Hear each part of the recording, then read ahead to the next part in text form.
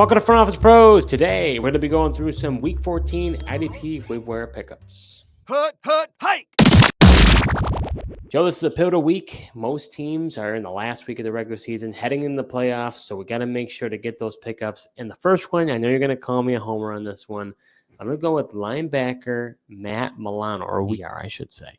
When it comes to Matt Milano, he's been out for most of the year here. I was on injured reserve, dealing with a torn bicep. But coming back from the injury, he played a decent amount of snaps. To my surprise, I wonder if they were going to ease him in. Played 77% of the snaps, 37 snaps total. Now, he didn't do much with it. So that's where maybe he might fly on the radar here. Only 5 total tackles, 3 solo, 2 assisted. But the big thing that's interesting is that Dorian Williams didn't play at all during the game. Had, I think, 1 solo special team tackle. So if you've been riding, Dorian Williams, who is probably one of the best pickups out there for you this year, you've got to pivot pretty quickly because Dorian Williams is no longer an option. Yeah, well, hopefully you can pivot right to Matt Milano with the same, type of opportunities. The snap shares there. I mean, I was surprised too. 77% snap share. I thought they might ease him in, try to save him more for the playoffs. But I think also the opportunities were lackluster for him in this game, just because the 49ers really couldn't get anything going, sustain any drives. So I just think if it was more of a prototypical game, he probably have had more opportunities. But I also like him just because, in the zone that they play, he's also a good coverage linebacker. So not only can he provide you a good tackle floor, he's also got the upside for a chance to get you an interception. I mean, at this point, when it comes to Dorian Williams, he was a linebacker 2, fringe linebacker 1 during the season. Yeah. So now, mind you, Terrell Bernard was also in and out of the lineup as well. It was just really a perfect storm for Dorian Williams to do as well as he has been. But, you've got it when it comes to IDP, unlike offense, things can change very quickly. When a starter comes in or somebody gets injured, usually if you can get the backup of whoever that was, you saw, like, for example, we're not talking about this guy, but Logan Wilson was injured, and the backup, Gaither, he had a great game. They get 11 tackles. So is Gaither a guy you want to have the rest of the way? I'm not saying that. But, things happen very quickly when it comes to IDP. So Dorian Williams is out, Milano's in. Now Dorian Williams becomes completely irrelevant. Now it's all relevant with Milano, so long as he stays healthy. I was just gonna say the caveat would be Milano's health, and I might just hang on to Williams, not release him per se, if you're able to keep him on there, just because we know Milano's series of health injuries that he usually has. Oh yeah, I definitely wouldn't release him. I mean, in a redraft league, maybe I would. In a dynasty league, absolutely not. There's no reason to release him. You've already seen his value. Definitely got to hold on to. Are you enjoying this episode so far? Well, if you are, subscribe to our YouTube channel, smash that like button, and hit the notification bell for upcoming videos. We do videos throughout the year, so you're not going to want to miss what we have in store. Next guy we're going to be talking about here is safety Ugochukwu Amadi, safety from the New Orleans Saints. I know that was a mouthful, Joe. But these past 3 weeks, he's done quite well. Playing most of the snaps here at safety. He had 9 total tackles, 8 solo, 1 assisted. He's basically a 9-tackle floor these past few weeks. What are your thoughts there on Amadi, Joe? Only roster in 10% of leagues. Yeah, I really like the opportunities that he's received with the New Orleans Saints. The last 3 weeks, he's had 100 snaps, 90 to 95. And like you mentioned, he's providing that nice 8 or 9 tackle floor. And then if you play in a league like ours that awards the big plays, interceptions, pass deflections, even sacks, I know he's got a sack on the season as well. Got the chance to really have those boom weeks for you. Yeah, I think when it comes to the safeties in general, he's a good guy to have in our league.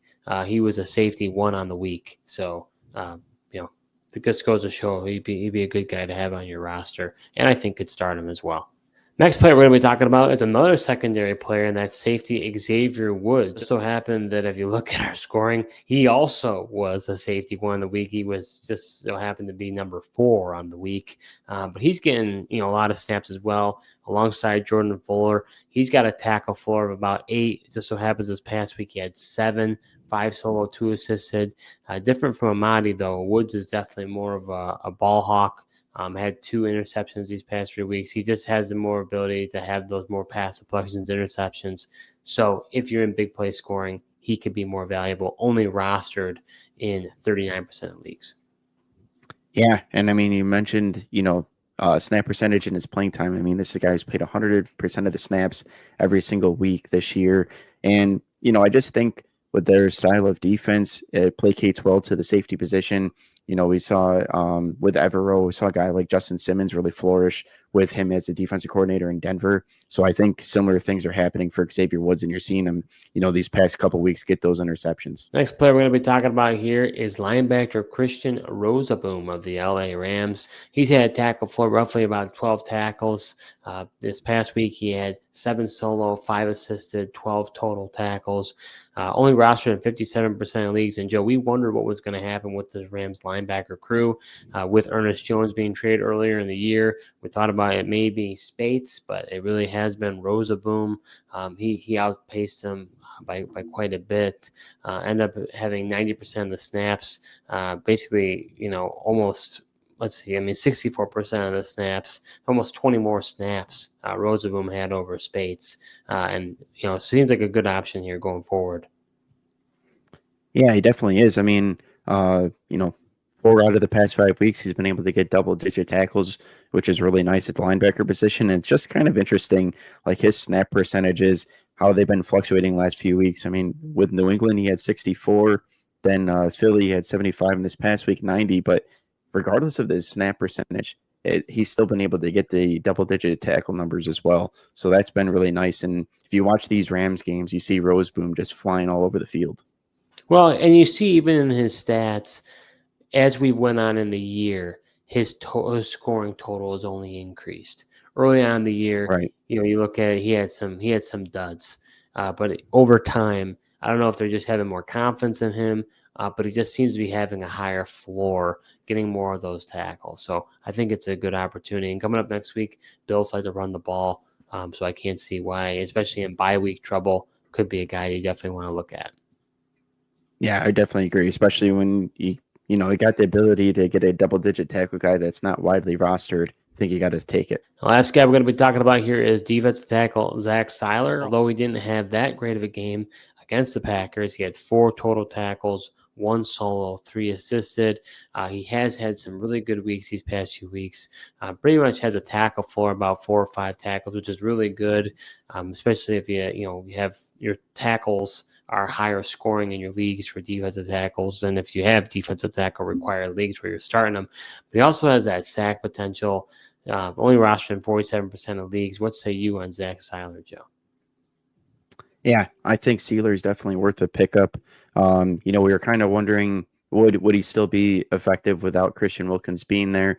And thus far, he's had some up and down games, but the last few weeks, he's definitely been able to produce, couple of back-to-back weeks with the couldn't get one this past week, but he's got some good matchups with the Jets and the Texans coming up. So I think there's opportunity, along with the 4 to 5 tackle floor that he has, to also get you those sack numbers for the big weeks.